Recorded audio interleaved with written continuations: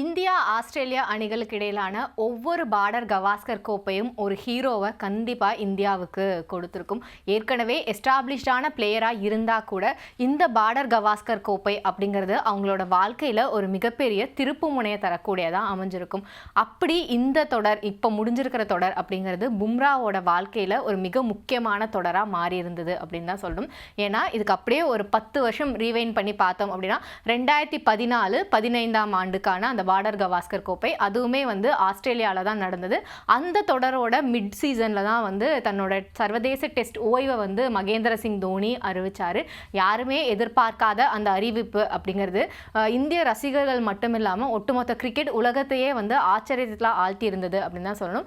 அதுக்கப்புறமா தான் விராட் கோலியோட இரா அப்படிங்கிறது ஆரம்பிக்குது. ஏன்னா அதுக்கு முன்னாடியே விராட் கோலி இந்திய அணிக்காக நல்லா விளையாடக்கூடிய ஒரு பேட்ஸ்மேனாக இருந்தாலுமே அவரோட கேப்டன்சி, அதுவும் குறிப்பாக இந்த டெஸ்ட் கிரிக்கெட் அப்படின்னு வரும்போது அவரை கிங் கோலியாக மாற்றினது அந்த சமயத்தில் தான். ஏன்னா அதுக்கு முன்னாடி வரைக்கும் எவ்வளோ டெஸ்ட் போட்டிகள் விராட் கோலி விளையாடி இருந்தாலும் கூட அவர் ஒரு இரட்டை சதம் கூட விளாசாமல் இருந்தார். அவரோட அந்த டெஸ்ட் கேப்டன்சி கிடைச்சதுக்கு அப்புறமா தான் அவரோட வாழ்க்கையே மொத்தமாக மாறுச்சு அப்படின்னு சொல்லலாம்.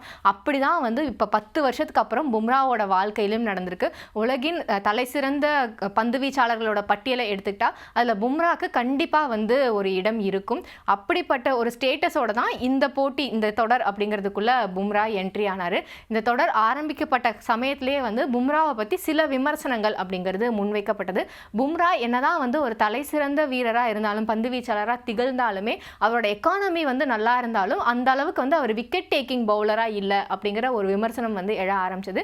இதுக்கு முக்கியமான காரணம் என்ன அப்படின்னு பார்த்தோம்னா, அந்த நியூசிலாந்து சீரீஸில் இந்தியா படுதோல்வியை சந்திச்சிருந்தாங்க. அந்த ஒயிட் வாஷ் முடிச்சு அதுக்கப்புறமா இந்த சீரீஸ் ஆரம்பிக்கும் போது தான் அதோட நிறைய புள்ளி விவரங்களெல்லாம் ஆய்வு பண்ணி தான் இந்த மாதிரியான கருத்துக்களை முன்வைக்க ஆரம்பித்தாங்க.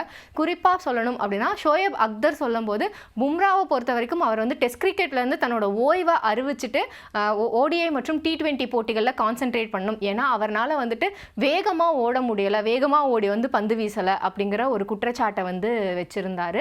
இது எல்லாத்துக்கும் நடுவில் தான் என்றைக்குமே நான் ஒரு கிங்கு தான் அப்படிங்கிறத நிரூபித்து காட்டியிருக்காரு பும்ரா. ஏன்னா இந்த தொடரில் தொடர் நாயகன் விருதை அவர் தான் தட்டி சென்றிருக்காரு. மொத்தம் 32 விக்கெட்டுகளை அவர் இந்த தொடரில் வீழ்த்தி இருந்தார்.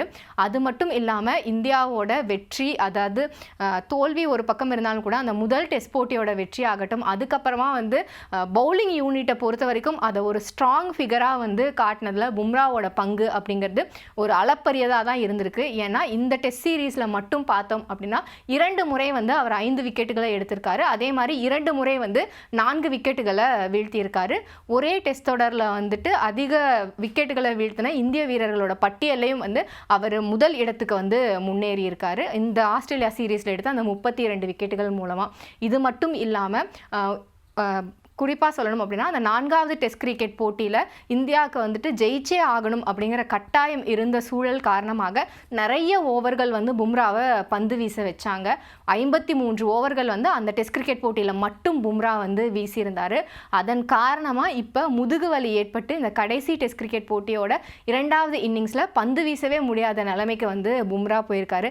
என்னதான் அவரோட முதுகெலும்பு உடஞ்சிருந்தாலுமே கூட இந்தியாவோட முதுகெலும்பை பந்து வீச்சு அப்படின்னு வரும்போது அதில் தலை நிமிர செஞ்சிருக்காரு ஜஸ்பிரீத் பும்ரா.